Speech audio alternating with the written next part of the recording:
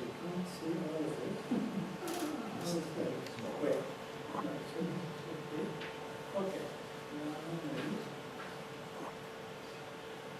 Is it on? Okay.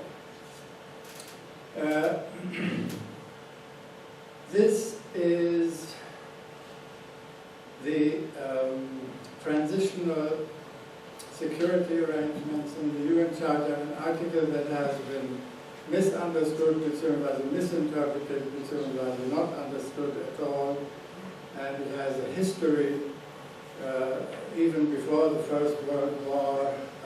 The Austrian Nobel Peace Laureate Alfred Hermann Fried talked about a transition that after the end of the war, one should not return to the state before the war, with each country having its individual military establishments, but there should be a transition to an international peace based on justice and order, an international order.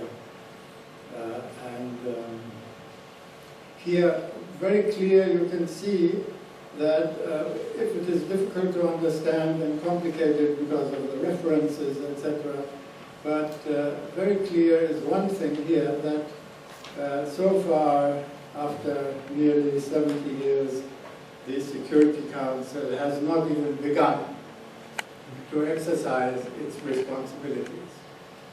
Right? I think that is one thing that is very clear. The permanent members of the Security Council can act.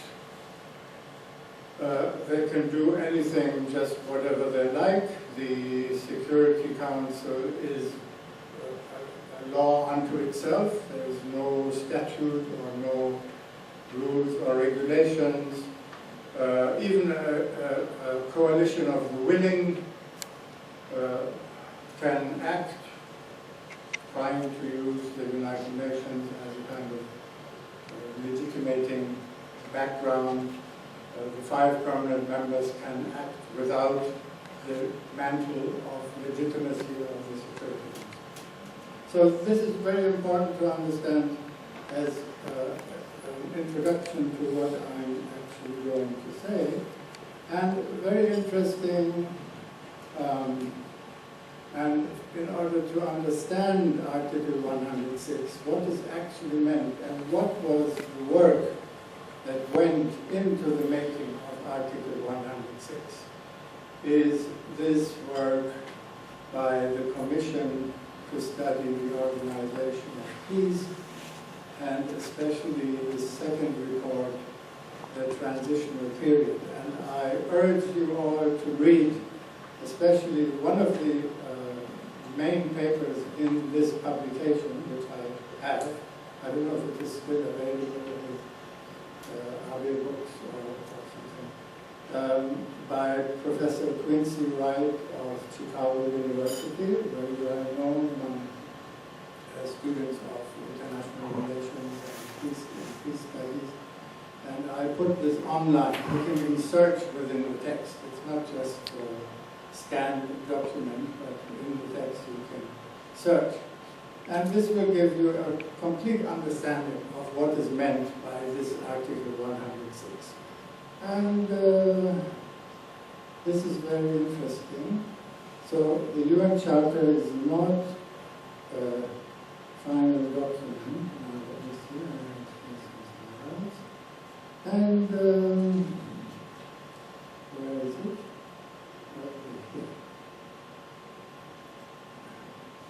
And here you see also not all of it. Well, this is the article which is online by Professor Quincy Wright on the political conditions of the period of transition. Yeah, so here you can, if you just read some of this, you can understand what this is about. And it's basically a new concept in international law that was introduced by the victorious powers, no doubt, who are more or less the same as those powers who already at the Hague Peace Conferences in 1899 and 1907 were in favor of the world order that was under discussion there, and who then created the League of Nations and also the United Nations. Here we have another quote, the transitional period, etc., etc. So now I'm thinking whether to read from the paper or whether to read from the screen of my computer.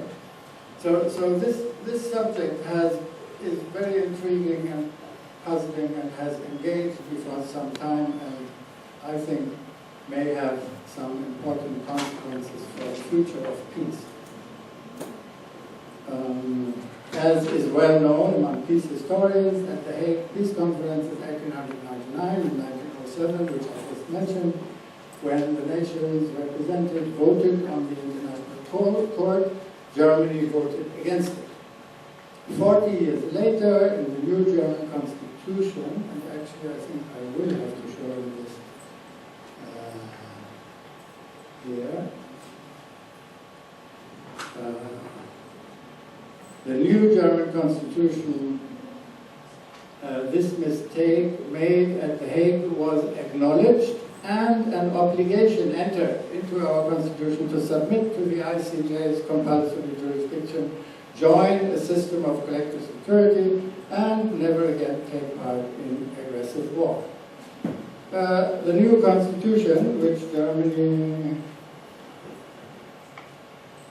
adopted in May 1949, contained no provisions relating to the military, a defense ministry, or declaring a state of war. Instead, it provided for delegating what Jan Tinbergen once in a letter to me called security sovereignty to the United Nations, supposedly with the aim of facilitating or initiating the transition to collective security and disarming to the minimum stipulated in Article 26 of the UN Charter. So here you have the article in Germany, which was at the Constitutional Convention, the German Social Democrat Professor Klaus Schlichtmann signed responsible for this, and he thought of the United Nations, that the Federation may by law transfer by a bill in Parliament with a simple majority, transfer sovereign powers to the United Nations. That's what he thought. So it appears that delegating security sovereignty to the UN was designed to start the process of the transition to collective security stipulated in Article 106 of the UN Charter.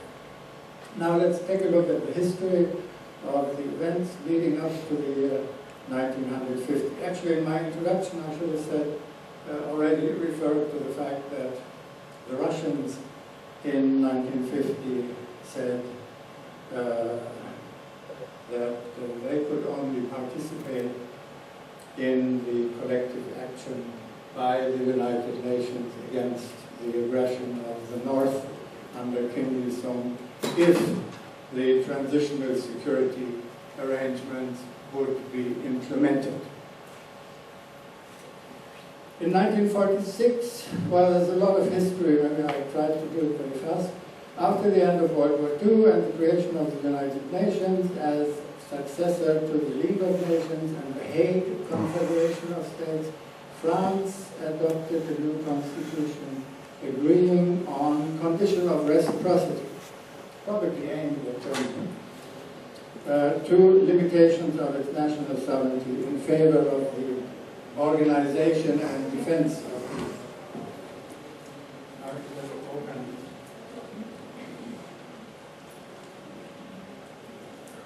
Okay? So it made clear that the organization and defense of peace required ceding certain sovereign powers to the international organization. The condition of reciprocity stipulated and the German Constitution, Article 24, which we have here, actually was based on the French precedent. Carl Schmitt was a Francophone I think she translated Baudelaire also. And so there was a general surge towards world organization worldwide. And you're probably familiar with George Kennan's long telegram to the US Secretary of State in February 1946, sort of discrediting the Soviet Union, that it had no devotion to UNO ideals. Probably that it was quite wrong. Kennan, known as the father of containment, had begun studying Russian in 1928, etc., and developed strong anti-Soviet sentiments. And there's a quote here, I don't know if you want to see this. There's one telegram. And then there was the Iron Curtain speech of Winston Churchill, which on rereading made quite, he emphasized that the UNO, as successor of the League of Nations, must make sure that its work is fruitful. Churchill demanded that the UNO must immediately begin to be equipped with an international armed force for the service of the world organization. He warned of the possibility of German aggression. He said something nice about the Russians. And so now, did Churchill, the Fabian socialist, see communism as a threat? I don't know. In May 1947, the Japanese constitution went into effect, denouncing the right of belligerency and limiting national sovereignty. The only nation, maybe Costa Rica as well, the only nation that has already limited its national sovereignty, aiming at an international peace based on justice and order. Then there was Ernest Bevin calling for the establishment of a directly elected world parliament.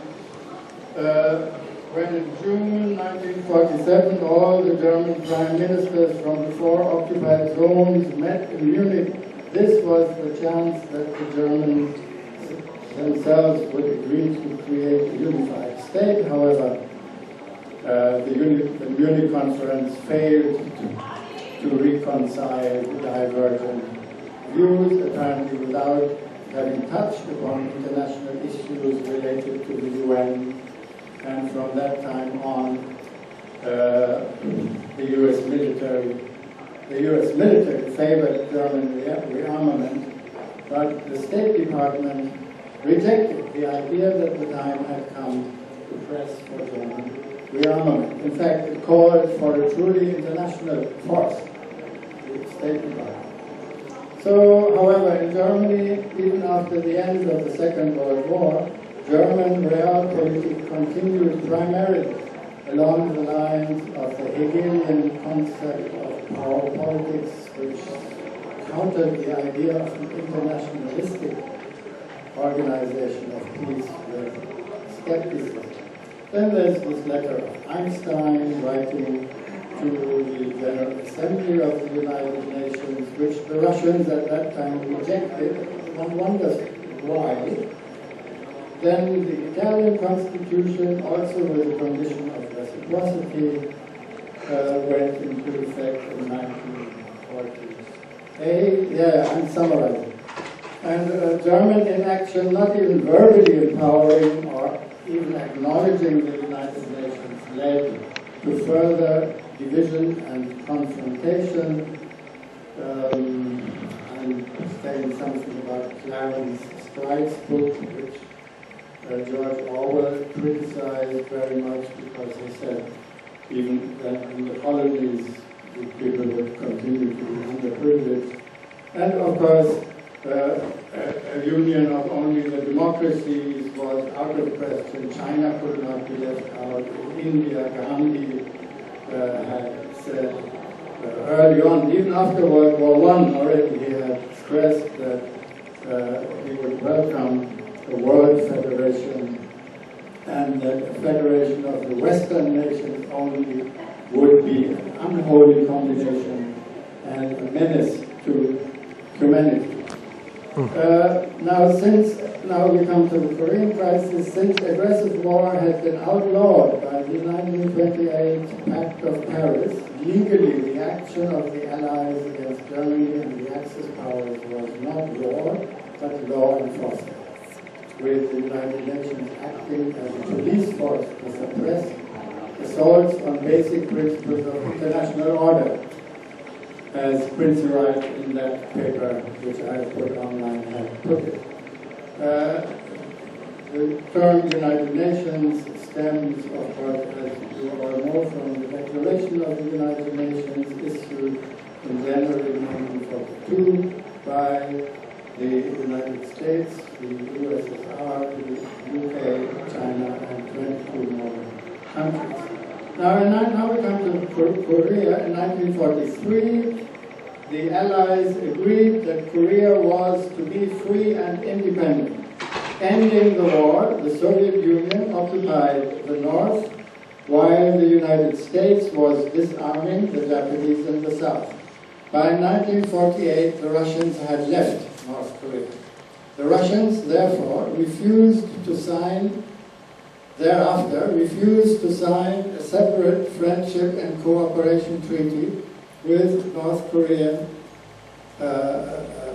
leader Kim Il-sung, believing that a unified Korea was essentially impossible. So then the Korean War began on 25th June 1950, and the narrative presented until the end of the Cold War had been that the North Korean invasion was a Soviet plan, But after the opening of the archives in the former Soviet Union's foreign ministry, documentary evidence shows quite a different picture. Stalin did not want to attack the South. So who were the scaremongers and Nazi sympathizers in the Pentagon and their German counterparts who were consciously or unconsciously, intentionally or unintentionally spurring each other on, spreading fear of communism in Europe and elsewhere, which in turn prompted Germany to beat the war drums once again? I'm skipping something here. You can read, of course.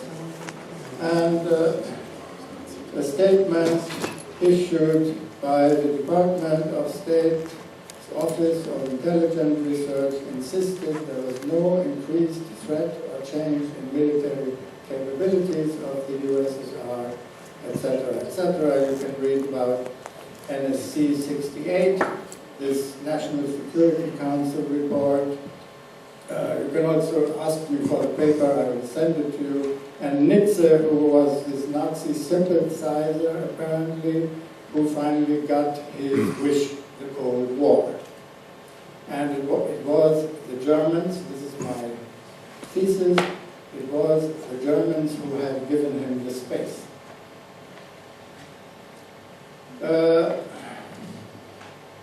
John McCloy, who later was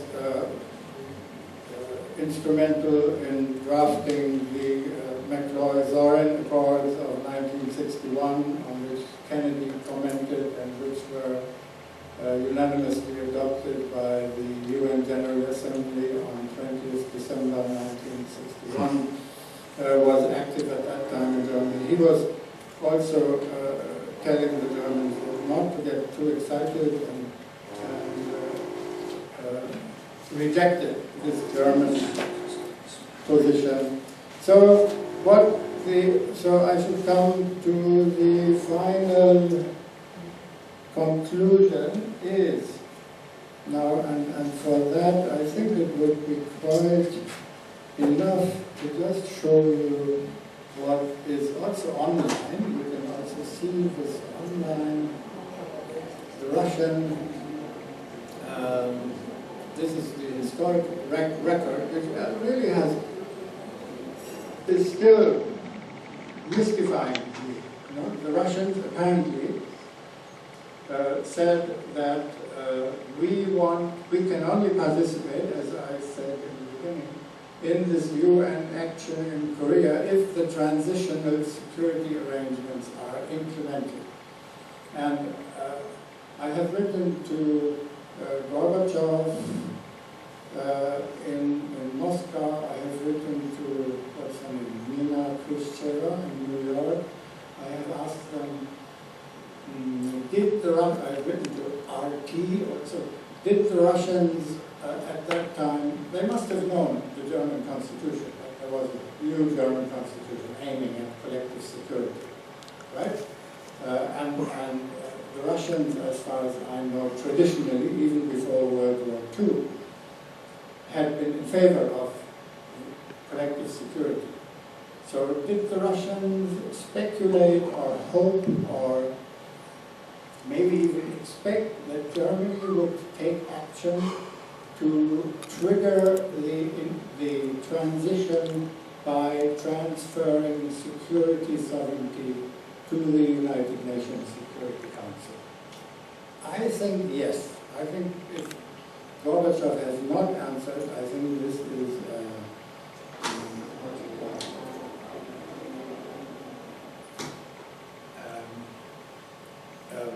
agreeing with, basically. Vitace consentiro videtur, and also Gorbachev. I think the Russians knew. They were speculating. Maybe it was just politicking, as I say in my paper. Maybe it was just that the Russians wanted more space for their communist activities. If you would have this real disarmament and collective security, that would give the Russians, the communists, more space for their activities. I don't know, you know. But the fact is that they said, and it is documented, and it is online. Here, note 55, you can see. Yeah, online. Online. This is the statement taking into account the particular importance of concerted action by the 5 permanent members of the Security Council in defending and strengthening peace and security among nations, recommends that before armed forces are placed at the disposal of the Security Council under appropriate agreements concluded in accordance with Article 43 of the Charter, the 5 permanent members of the Security Council should take steps to ensure the necessary implementation of Article 106 of the Charter for the purpose of taking such joint action on behalf of the organization as may prove to be necessary for the maintenance of international peace and security. Now, here there is a question, there is a problem. How can the 5 permanent members take steps to ensure implementation of Article 106? Actually, they cannot. National lawgivers, like Germany under Article 24, can take action to trigger the process of the transition.